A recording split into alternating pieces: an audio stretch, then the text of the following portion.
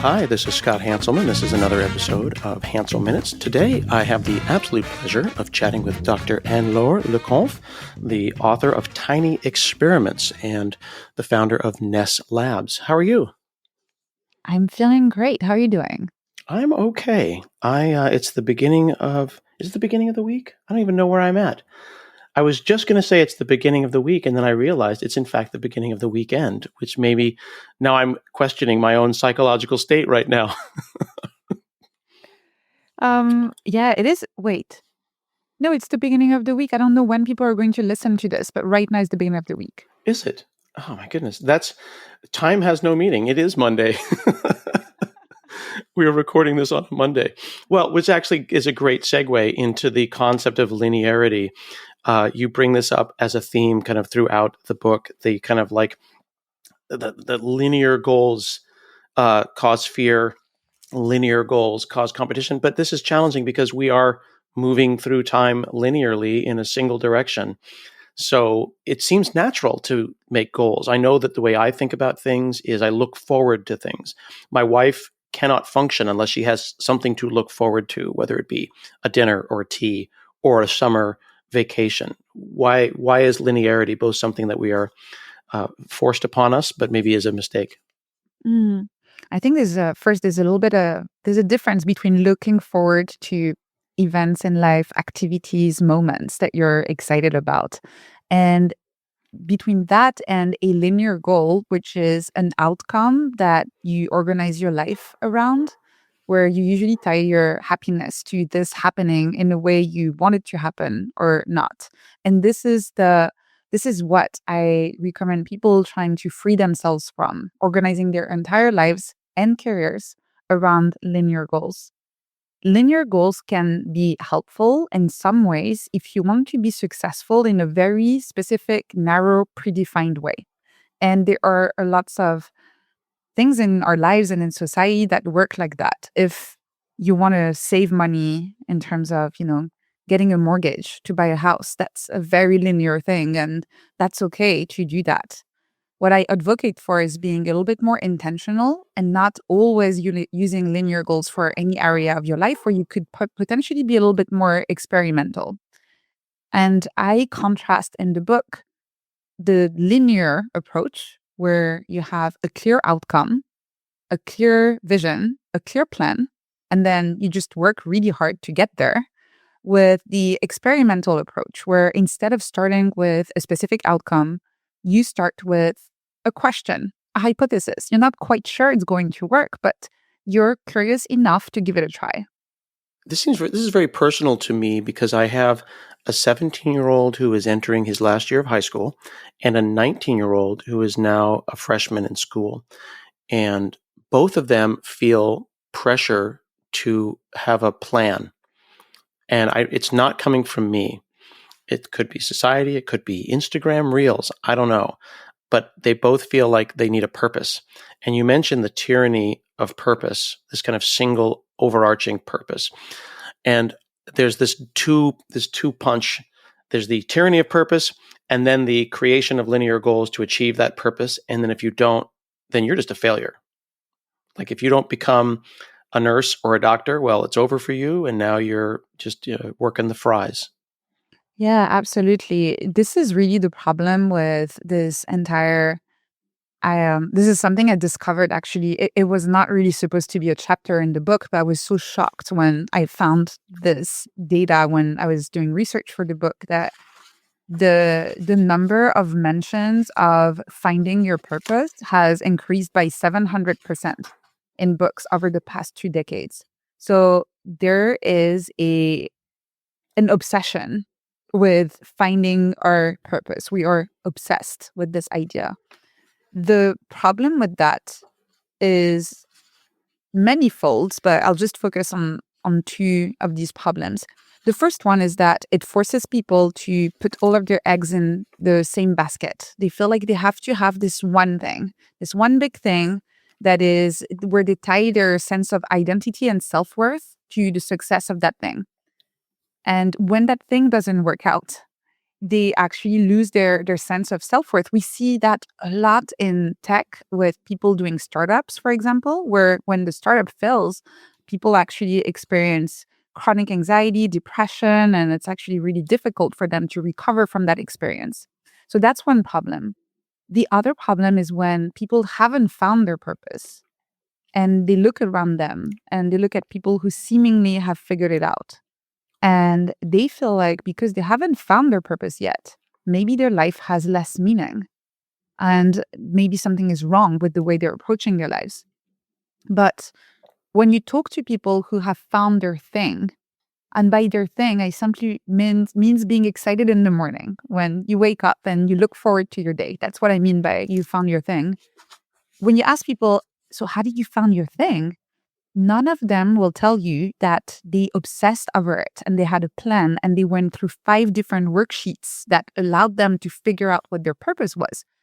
All of them will tell you, actually, I was trying this thing and then this old buddy of mine reached out and say, hey, do you want to work on that thing together? And I was like, sure, let's try this thing. And then in the course of that, I had to acquire that skill and learn that new thing and this new tool. And then one morning I woke up and I realized that I was feeling pretty good about what I was working on. And that means that first, they understand that figuring out your thing is a messy process. This is not something that you can engineer in advance in a linear way. Second, they know that this purpose might change. This is just something they're currently very excited about. But it doesn't have to be this big one thing that you obsess over for the rest of your life. Do you think that the last 20 years, the change has been social media? That the problem is that the algorithm is designed to keep you scrolling, which means that the algorithm is designed to make you feel bad about yourself. And Oh, that you go to this thing looking for a burst of serotonin, and you think maybe the next reel, maybe the next TikTok will be the one that will help, and it isn't. And like candy, it gives you a moment of joy, but it's ultimately empty calories. And the result of that is a generation of people believing that everyone but them has it figured out. oh, absolutely. This experience of scrolling through people's lives, the earth content that is manufactured in a way to make you feel like that is this is really as if we were all looking at a giant leaderboard and all comparing ourselves to each other's. And when you think about it, this is not normal that I'm able to get a look into this perfectly manicured version of hundreds of people and have unlimited access to that and be able to compare myself like this and including people. I'm not even talking about celebrities. I'm talking about people you went to school with 30, 20, 15 years ago, and you're able to look at exactly where they're at in their careers and what they're working on. And obviously they will only we're incentivized to only share our successes online. So you'll see all of the awards they're getting, the cool projects that they launched, the cool features that they worked on, and you will inevitably ask yourself, why is it that this person who was in school with me exactly at the same time is there, up there, this artificial up there, as if there was an up and down in the ladder that we were all climbing? Why are they there and I'm here? Not realizing that they're obviously excelling in some parts of their lives when maybe they had to make some trade-offs in other areas of their lives, which you're not aware of. So this is a giant artificial leaderboard that is forcing us to stay on that treadmill and keep on climbing, and we never, ever, ever feel like it's enough. So it's easy to say, as an engineer, one of the things that we are trained not to say is just. Someone shares their work, someone shares their data, someone shares their life, and they go, well, why don't you just do this? As if that little tweet, that little moment is enough. Oh, I'm feeling sad. Well, why don't you just go for a walk? But why don't we just stop scrolling? I know that's stupid to say, but It's why don't we not simply not stupid. participate? It's incredibly addictive. I'm a neuroscientist. I am one of the people I'm the most aware of what it does to us. And I still find myself scrolling when I'm a bit stressed, a bit tired, a bit anxious, and I will pull out my phone and I'll be on Instagram and scrolling through my feed. So this is one of those cases, and there are many such cases where just the information of knowing that this is not good for you is not enough for you to not do it. And so this is what I never tell people just stop scrolling, because that would be such a, first, not helpful, second, hypercritical thing to say when I still struggle with it myself. I tell people, try to replace a little bit of the scrolling with something that is a bit more generative. And even with social media, if you can just go on the other side of this equation of the algorithm and maybe create something useful. If you can just do that from time to time, you're already doing something that is a lot more positive for yourself, for the people around you, and for your community. And if you're still scrolling from time to time, that's fine. You're still human. But maybe once a week, try to pick something you're curious about, something you learned, something you discovered. And that could be just a podcast, telling something you read or something you saw on your way to work, and maybe share that with your community. And so that's the advice I'm giving people. Yeah. And you call that out. You start in the beginning of the book and you call out the tyranny of purpose in chapter 2, but then by chapter 11 you've pivoted and you're encouraging folks to find a way to learn in public. That can be challenging if you feel like the public is against you, or one comment, if your psyche is fragile to the point where one comment can kick you off forever, or maybe you're of a group that doesn't feel comfortable able to express yourself. It's maybe easy for me to go out there and talk about the stuff that I'm doing without fear of repercussions, but for others, it could be more challenging. Yeah, absolutely. This is why when I talk about learning in public, people who haven't read that chapter might assume that I talk about having a big social media following and learning in a very, very public way. But learning in public is a spectrum. So, yes, absolutely, you can do that on a very big public platform if that's what you want to do. But for most people, learning in public is really just making sure that outside of yourself, there is at least one other human being who is aware of what you're currently trying to study, to experiment with, to learn about, someone where you can share your experiments, your mistakes with, your failures, and learn together. This is really just the idea that by learning with at least one other person, you're going to learn better and you're going to learn faster. So that could be just one person. That could also be creating a small WhatsApp group with a couple of friends or a couple of colleagues where you say, hey, let's all experiment together around this new tool, this new language, whatever it is that we're curious about. Let's do that together for 3 weeks or for a month. And let's create a temporary chat group that we can use to share what we learned. That's also learning in public. So it doesn't have to be big, it doesn't have to be scary. I love that you call that out because the world right now is filled with false dichotomies. Either I am completely and fully alone, or I have a million followers, and the implication that there's nothing in between. And the book is not called medium-sized experiments or small experiments. It's called tiny experiments, which means that this could be 4 people in a WhatsApp. It could be you and your mom. It can be whatever. It doesn't have to be, I went from being alone to launching a YouTube. Exactly. And the nice thing is also that with the idea of tiny experiments is that you can actually try those big things, but you don't have to commit to them for the rest of your life. So you mentioned YouTube, and I mentioned in the book, actually, I did run an experiment around YouTube.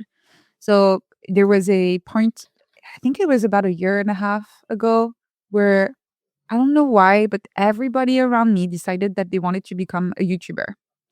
And those were people who I highly respected. I loved their work. I loved the way I loved their thinking. And so I thought, all of these people I admire are starting YouTube channels. Maybe I should start a YouTube channel.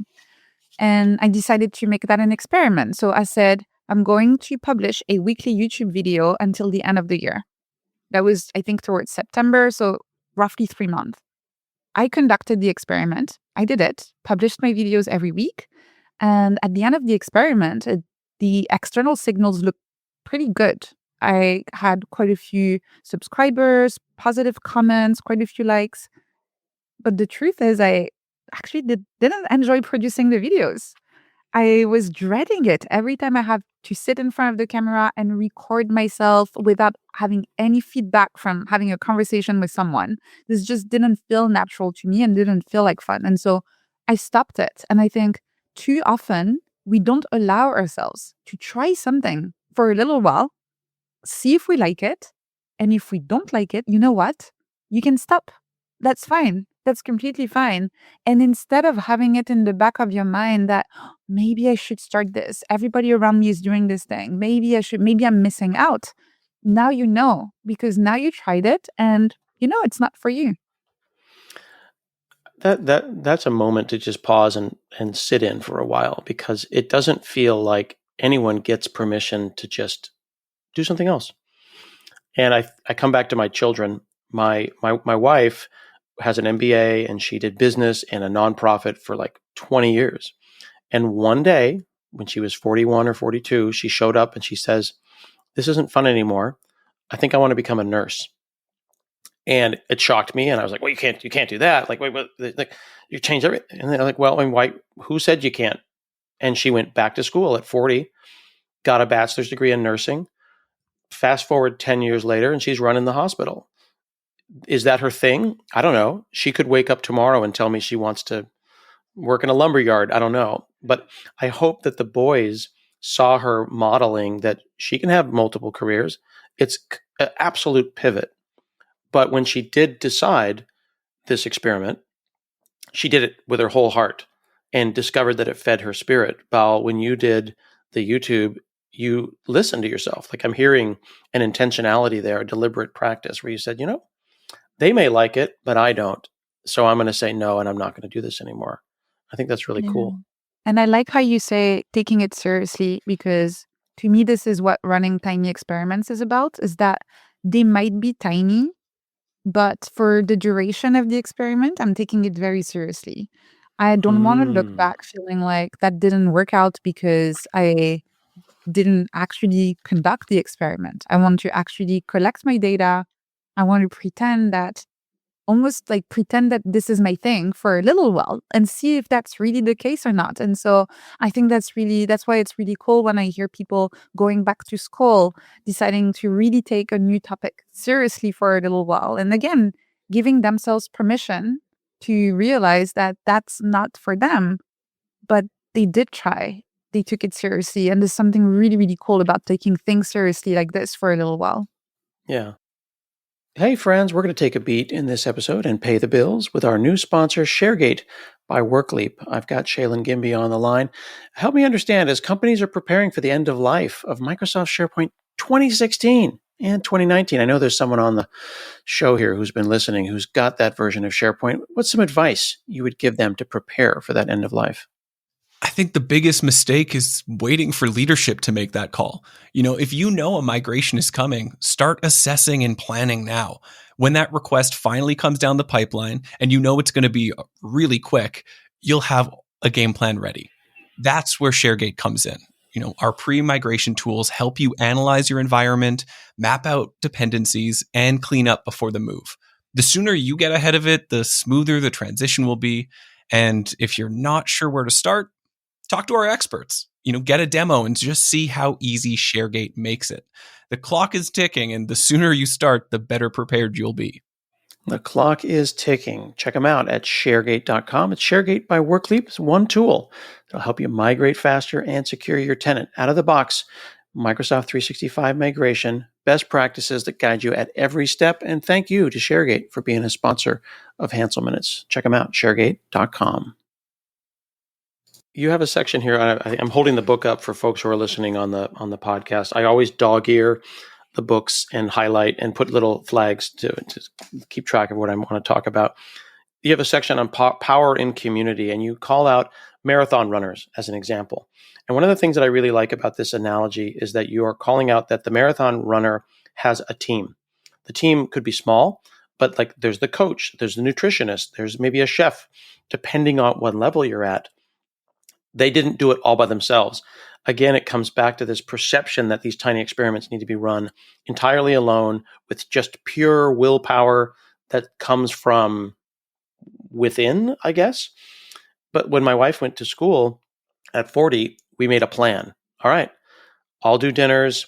You don't have anything to focus on except for this one thing. Just like a marathon runner, you focus on the running part, and we will be your support staff. Is that an important part of tiny experiments? Finding a community to help you make those successful. Yeah, absolutely. And this is how you can actually go from very tiny experiments to more ambitious ones. You need a support system.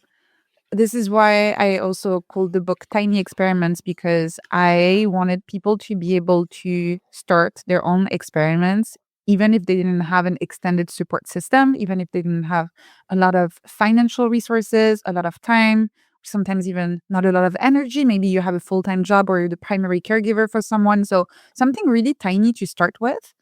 But if on top of that, you add other human beings helping you, supporting you, again, it could be one friend, it could be your spouse, it could be your siblings, it could be a colleague, all of a sudden, you give yourself more space to experiment. You give yourself more space to be playful, to make mistakes because there are fewer things for you to worry about. And so that's why I have the chapter about learning in public, because it is optional. And I make it very clear you don't have to learn in public in order to run your experiments, but it does make your experiments a lot more powerful when you're actually doing that as part of a community, however small it is. We're in a time right now where not only do we have the algorithm working against us and capitalism and healthcare and all these different things that are kind of taking up space, it feels like experiments aren't safe.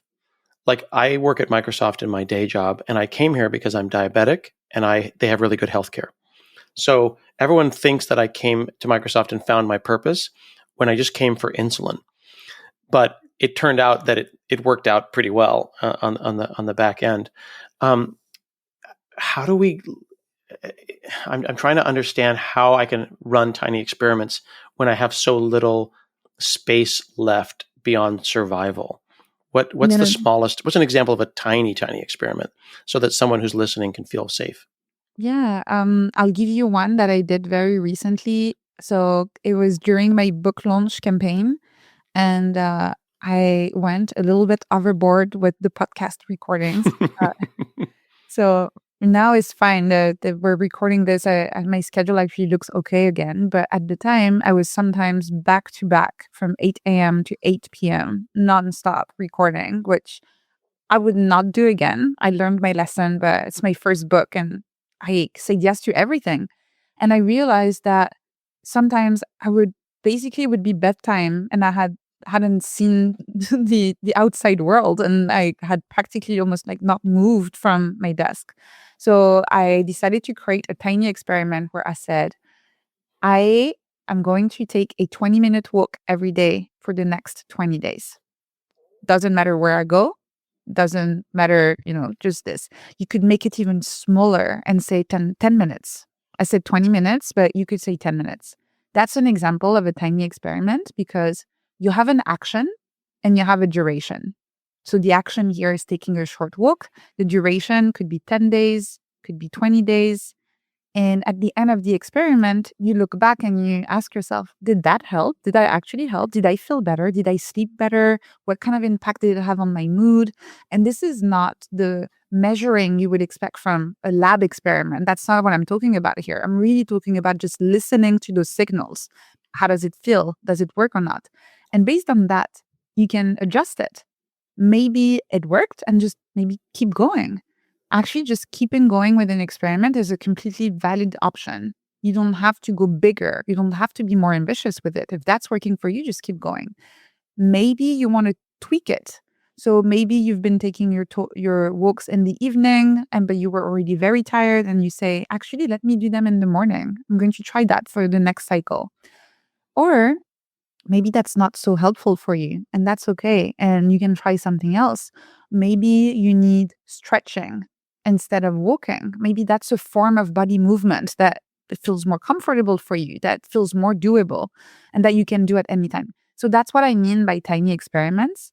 It could be experimenting with the kind of food you're eating. It could be experimenting with not touching your phone for the first 15 minutes every morning. I'm just saying I'm not allowed. I'm going to make myself a coffee, go and shower. I cannot check my phone while I'm still in bed. That's a tiny experiment. So really anything that you feel like maybe might improve your life, but you're not 100% sure, you can try for a short duration and make it a tiny experiment. Is there a path from a successful experiment to a habit? Because I'm not a neuroscientist, but I understand that there is science around how long a regular action becomes a habitual action. Yeah, so actually, tiny experiments are a great gateway to discover habits that you might want to implement in your life. When you think about habits and habit formation, something that I find absolutely absurd, but we're all doing, is that we say, let me pick that new behavior and I'm going to commit to it for the rest of my life. I've never tried it before, but from now on, I'm going to do this thing for the rest of my life. And very often that doesn't work. We fall off the bandwagon or life happens, or maybe we discover we don't like it and we blame ourselves because this is not working. We can't build the habit. So what if instead we said, let me just experiment with this. Let me just do the thing for 2 weeks. Let's see if I like it or not. If I like it, then I can try to turn it into a habit, which actually the research literature is not as clear as what you would see on lots of blog posts. I know it says 66 days. That's what a lot of blog posts are saying. It really actually depends on the kinds of habits. So it can be shorter, it can be longer. It also depends on your motivation levels. And so it's actually, I know people like a quick shortcut of saying 66 days, but more complicated than this. That being said, it doesn't change the kind of like principle of what I'm talking about right now, which is before committing to a habit for the rest of your life, maybe try it for a shorter period of time and then decide if you want to turn it into a habit. On the other side of habits, and I'm on page 104 here, is procrastinating. I'm currently procrastinating on a task that is due on Friday. I'm supposed to give a TED talk for my local TED, and I've got the outline, and the outline has been at about 60% for like 3 months. And they want to see the outline on Friday. So I'm sitting here looking at the what is the heart, the head, and the hand, the three. Help me understand why neurologically I am procrastinating and why this has not become a habit so that I don't die on Friday. Yeah. So from a neuroscience perspective, your brain is just trying to send you a signal that something is not quite right. But it's at a subconscious level. You don't know what it is, and so you procrastinate. And the tool I share in the book, the triple check, which is for asking your head, your heart, and your hand what might be wrong, is about figuring out in a very simple, structured way what might be the problem. And you talked about willpower earlier. And so it's the opposite of that. And that's the issue is that most of the time when we procrastinate, we, number one, blame ourselves. Number two, try to push through, use willpower to try and get over that procrastination, beat the procrastination. And as we know, that doesn't work. So instead, we should listen to that signal, literally have a conversation with your procrastination and say, hi, you're back. What are you trying to tell me? And you can ask, is the problem coming from the head? Is it coming from the heart? Or is it coming from the hand? So if you want, we can do it with your TED Talk, actually. So if the problem is coming from the head, it means that you're not at a rational level convinced that you should be working on this in the first place. And I don't think that's the case here, right? Like you should be doing that thing. Yeah, it needs to be done. I've signed up. They've got me on the website, so it's happening. Yeah. So that's good. But that's always the first level because sometimes actually there's no point doing something. So it could be a task that someone else put on your to-do list and you're actually not convinced you should be doing it. It could be a badly designed task. It could be a task that is actually not aligned with your wider priorities. And sometimes when we procrastinate, we don't even take the time to consider whether this should be done or not. So that's always the first level, asking the head, should we do this or not? So in your case, that's the case. Second, you ask the heart. the heart is asking, so rational level, yes. Emotional level, does this sound like it's fun, exciting, enjoyable when you think about this task? The irony is that if it were any other audience in the world, I could give this talk. If it was just me, I could hit record and do this YouTube in one take without notes, and it would be great.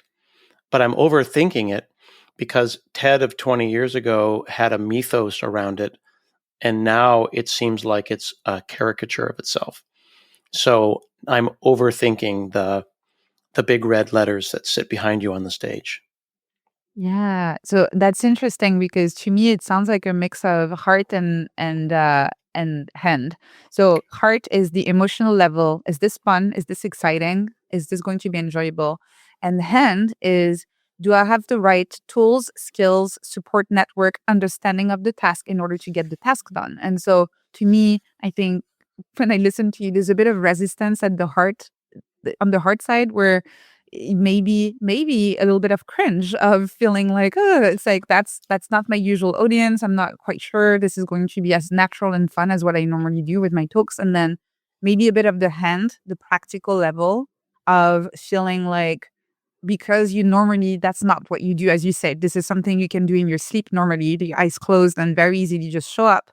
But because you feel like you need to tailor the content to this new audience, this is new and you're lacking the hand, the practical aspect.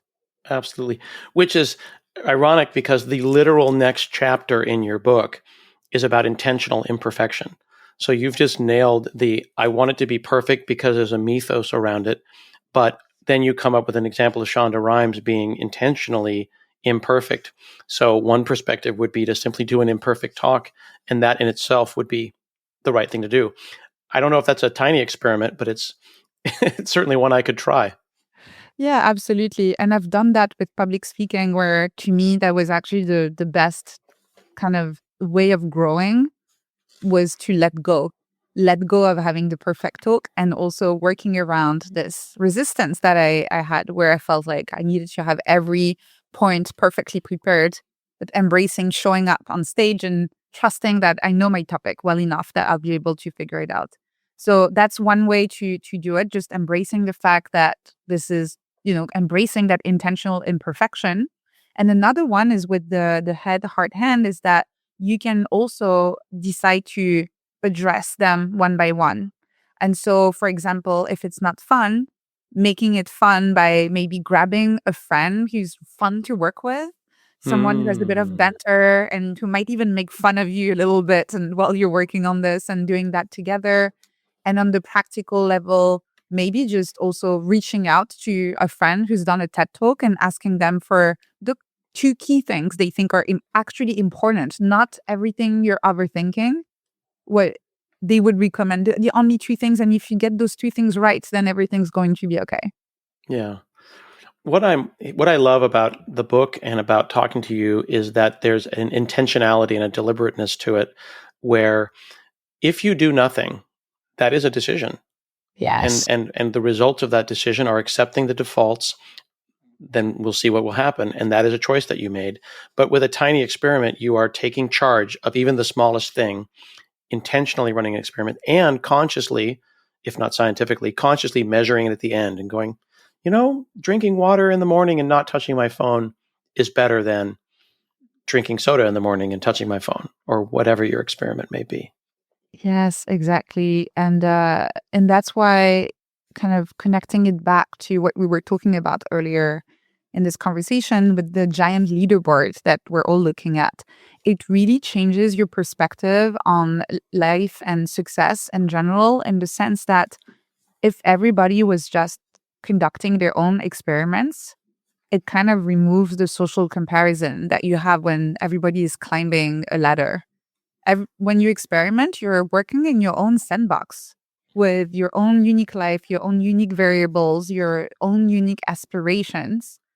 And failing is actually a welcome part of the process. It's not failure in the binary traditional sense of the term, where you didn't reach a desired outcome. It's failing in the sense that your hypothesis was incorrect, but now you know. You used to think that this would work, but it doesn't. And now you know. So, in a way, this is a form of success also. Hmm. I want to call out one last thing that struck me about the book, and I presume it's because you are a PhD and a neuroscientist, but not every book has fully 1/5 of the book as an appendix, a glossary, and a series of notes.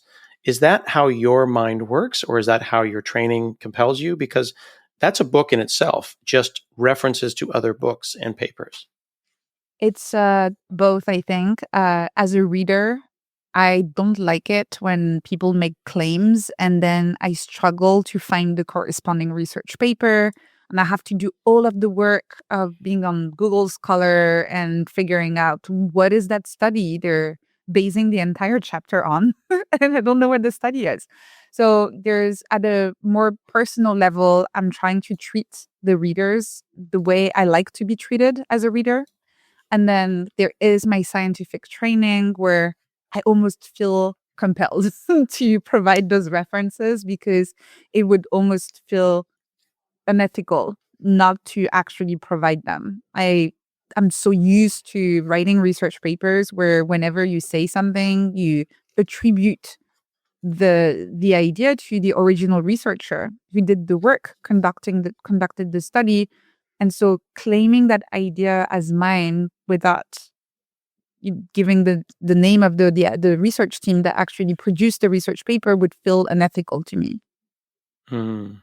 Well, it is noticed and appreciated, and it is always delightful when a book isn't just a bunch of opinions and a bunch of declarative statements. And when you go in the back, there's another whole book, which is books that I can go and learn about and papers that I can go and read. And I just found that to be very joyful. And then as we reach the end of our podcast here, I want to note also that there's a section at the very end where you point out that the title of the book changed 3 times, so that the book itself was an experiment. Would you mind sharing maybe one or two of the titles that did not make it? Like, what is better than Tiny Experiments as a title of a book? Yeah, the original title was Liminal Minds. And the reason why it was called like that was because I wanted to write a book about embracing uncertainty, being comfortable in spaces of transition. The the main problem was that a lot of people don't know what liminal means. And also it gave the wrong vibes. It sounded overly intellectual. And yeah, it just didn't work. It generally didn't work. And I tested it. I tested it first in a very casual way in conversations, and the reaction was always the same. People frowning and looking at me, being like, "Limit, what? What are you talking about?" Yeah. And that's not the reaction you want to have when you tell people about your book. So that was number one. And then, oh gosh, I'm blanking. What was the second one? It was short-lived, but there was a second one. I don't remember the second one, but that one, I remember what the problem was, is that it sounded overly cheesy self-help type of, like, vibe Mm. also, which is a category and which I know a lot of people find helpful, but I really wanted to try to find a title that reflected the content of the book, and I'm really happy with what I landed on.